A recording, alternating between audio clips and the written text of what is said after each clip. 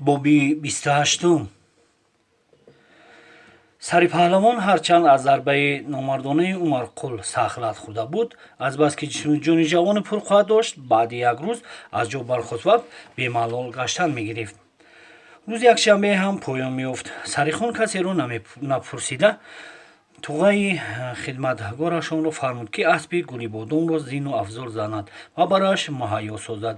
Деҳаи Қушқалъа аз хами туғ як теппа он тарафтар ҷойгир буд. Шояд ягон чақрим масофа меомад. Дар пеши аспе ба мисли Гулибодом роҳи андаке маҳсуб меёфт. ҳанӯз торикӣ нафуромада по ба riqob ниҳод Сарихон. Асп гӯё мақсади соҳибашро пай бурда бошад, рост сӯи деҳаи Қушқалъа тоз гирифт. Юлдузхон тарс аз он дошт, ки агар Сарихон зиёни вазнин бардошта бошад, мумкин дар вақташ ба ҷои ваъдагӣ омада натавонад. Сарихонро баъд ин ҳодиса ба асп нишонда ба хонаашон бурда буданд ва Юлдузхон аз ҳолу аҳволи ӯ ягон воқифияте надошт. Боз хавотирӣ аз он мекашид, ки ба паҳлавон ӯ Сарихонро ба пуррагӣ наомӯхта буд, чӣ гуна дардил кунад. Ба бадбахтии Юлдузхон ба тӯи ӯву писари амаки калонаш ҳамагӣ 2 ҳафта монда буд.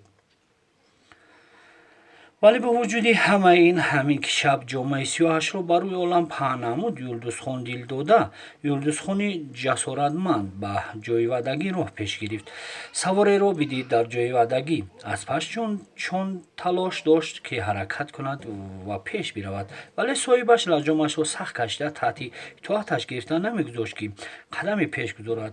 Савора сиёҳиеро дид, ки сӯяш меояд. ӯ асп ронда наздиктараш омад. Дид, ки Юлдузхони маъшуқаш аст. Оҳиста девор муш дорад мушгӯш ва бо одобона саломаш дод ва бо ҳамон тарз аз Юлдузхон ҷавоби саломро гирифт. Аспи паҳлавон гӯё ки аз шодӣ мерақсида бошад, ором намеистод. ҷавонпаҳлавон аспашро ба ҷои пасттаре бурд ва Юлдузхонро аз бозуи росташ гирифта озодона ба пушташ нишонд ва фармудаш, ки аз рӯймоли миёнаш мустаҳкам бидорад. Сипас сари Гулибодомро ба сӯи деҳаи хами туғ гардонд. то аз деҳаи Қушқалъа берун гардидан оромона асп меронд Сарихон. баъд онро чорхез дононд. Хайрият бо зудӣ сиҳат ёфтед. ҳангоми дави асп ба гап даромад Юлдузхон. аз наомаданатон хавотир будам. охир ба тӯи кали амакбачам ҳамагӣ 2 ҳафта мондааст. аз ҳаминаш метарсидам. ҳайрон будам, ки дар сурати ҳозир нашуданатон ин хабарро ба воситаи кӣ ба шумо расонам. не зуд сиҳат ёфтам Юлдузхон, ҷавоб дод Сарихон. бокунест номардро худо бизанад, мин баъд аз ӯ эҳтиёт мешавам. Гулибодом вақте пай бурд, ки деҳаи Қушқалъа пушти сар монд, гӯё суҳбати ошиқонро гӯш меандохта бошад. акнун ба оҳистагӣ роҳ мерафт. дар андак муддат ба деҳаи хами туғ расиданд. ҳанӯз ворид ба деҳа нашуда, лаҷом аспро кашид ва ба фикру фурӯ рафт. Сарихон духтарро куҷо барад? ин ҷиҳати корро наандешида буд. ба хона назди падару модараш барад магар? падарашро баҳсе эҳтиром мекард Сарихон, вале аз сиёсаташ сахт метарсид. боре нашуда буд, ки дар ҳузури падараш ягон сухани беҷову бемулоҳиза гуфта бошад. агар ба хонаашон барад, мабодо падараш ин духтарро дайдуи сабукпоро бе иҷозати падару модараш ва беникоҳ ба рӯи чиовардӣ гуфта ҷангаш накунад. боз ҳардуямонро аз ҳавлӣ наронад. пас аз он дар ҳаққи Юлдузхон беҳурматӣ мешавад. охир ин духтари зебову шуҷоатманд аз боиси ман шуда обрӯи волидайну хишовандаонашро пушти по зада аз пушти ман омадааст. ман ҳеҷ вақт намегузорам, ки хорузалӣ шавад. боз аз дил гузаронд Сарихон. ногаҳ ба хаёлаш аммаи беваи Фотимааш омад, ки дар як бурҷи деҳаи хами туғ бо фарзандону синҳорҳояш, келинҳояш умр ба сар мебурд. беваи сермевае буд, ки ба гуфти Норимбой аз арбоби деҳа дидамолу чорӯи бисёртар дошт ва аз ҳеҷ чиз муҳтоҷӣ намекашид. сари аспро гардонида рост хонаи аммааш рафт.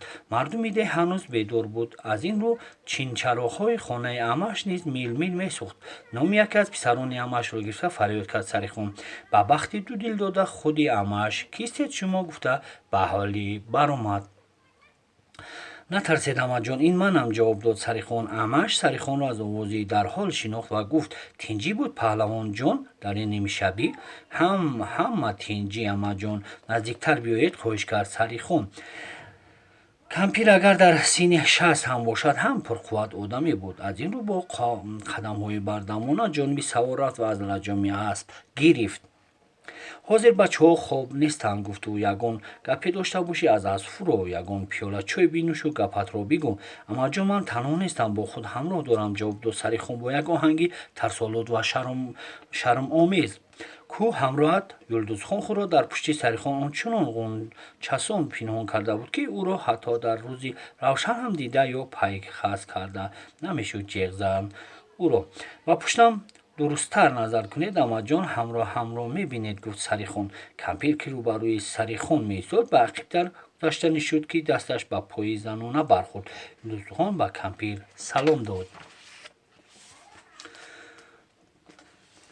رویم سیاه، تو یگان دختر مردم رو دزدیدم، مگر به تخلقه آمد عمه سریخان؟ نه اماجان، گفت سریخان را به خواهش خودش آوردم و زنش کردنیم.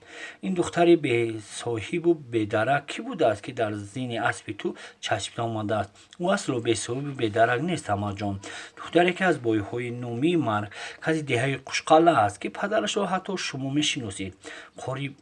کاری بیجا و ناخوب کردی پسرم. حتی به سخنان آخرین سریخان اهمیت نداده گفت کمپیری فاطمه. سپس پرسید که دختری کیست؟ دختری قادر قلبوی قشقلگی، جواب داد سریخان. پهلوان رو زمان سیاه شد، گوی با دو دست رویش را پوشانیده گویا که میگریسته باشد. سرش را هم کرده کمپیری فاطمه. این آدم پول داده جنجال میخرد، پگاه فردا ده هر آدمانی میری تومانی برجون و کلاب تحت تصرف خود میگرفته همه خانه رو کافتکاب و تقارب میکنند. تو را یافته و دختر دوست برآورده در همین جا گپش سریخان رو به انگشت تهدید مینمود، اماش به زندانت میشنانند.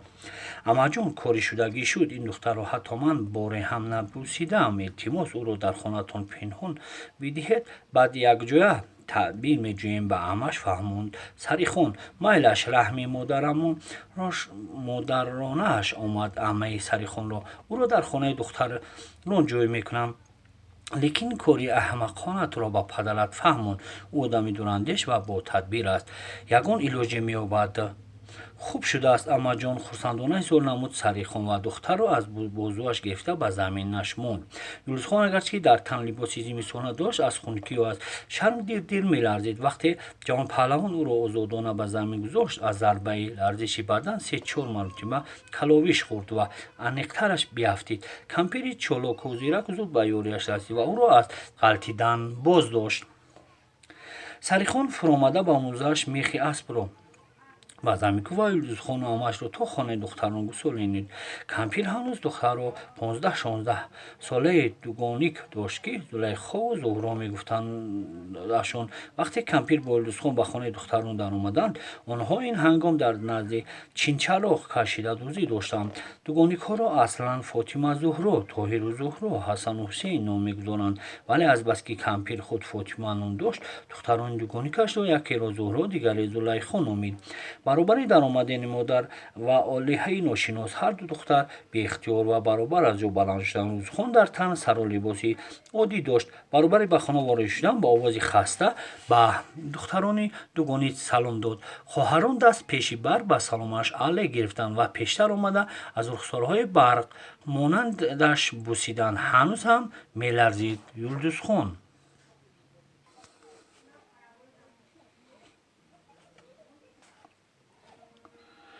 به امری کمپیر دختران رو بروی خود در بین آتشدان بود. کوپچه گستردند و یلدوزخان را دعوت به نشستن کردند. از نزد آتشخان گذشته نشست. یلدوزخان دستانش را با آتش داشته به همسایش دادن گرفت. وقتی دستانش گرم شدند برایش مالش داد. در لب آتشدان یلدوزخان تا رفت خوشرویتر میتافت. مادر دختر با چشمان حیرت مینگریستند. سریخان برحق جوانی زرشناس بوده است، به دلش آورد. کمپیری فاطمه. سریخان در این مدت بیرون برآمده اماش را انتظاری میکشید. دید که دیر کردن دارد. در را نیمراق نموده خود را یک نشان داد. کمپیر محوی تماشای حسن جمال یلدوزخان در بیرون дар берун будани бародарзодашро фаромӯш карда буд. Баробари Сарихонро дидан ҳозир гӯён берун баромад. Акнун чеҳрае кушод дошт